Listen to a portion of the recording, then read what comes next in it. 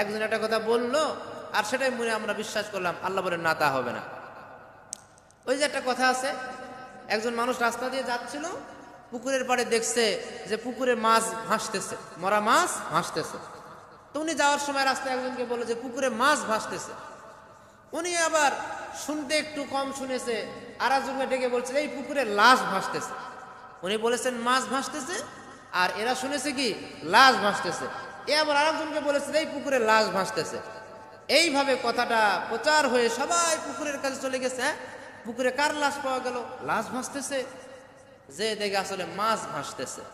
তাহলে এই যে যাচাই বাছাই না করে কথাগুলো আমরা বিশ্বাস করি। একজন বলল চিলে কান নিয়ে গেছে, নিজের কানটা হাতেও দেখি না যে কান আছে না নাই। এই জন্য কেউ কোনো কথা বললেই সেটা তৎক্ষণাৎ বিশ্বাস করা যাবে না, কথাটা যাচাই করতে হবে। যদি বিশ্বাসযোগ্য হয়, সত্য হয়, সঠিক হয়, তাহলে সেটা গ্রহণ করতে হবে। আর সঠিক না হলে যাচাই বাছাই ছাড়া একটা কথা গ্রহণ করে নিলেন। ধরেন কেউ যদি আপনার স্ত্রী বা নিজের কারোর বিরুদ্ধে চরিত্রের ব্যাপারে যদি অযথা দুর্নাম করলো, অপবাদ দিল, আপনি যাচাই ছাড়াই বিশ্বাস করে নিয়ে স্ত্রীকে মারলেন, আঘাত করলেন, সংসার ভেঙে দিলেন, ক্ষতিগ্রস্ত কে হলো? নিজেই হয়ে গেলেন। এজন্য কোনো কথা শোনার পরে যাচাই ছাড়াই বিশ্বাস করা যাবে না।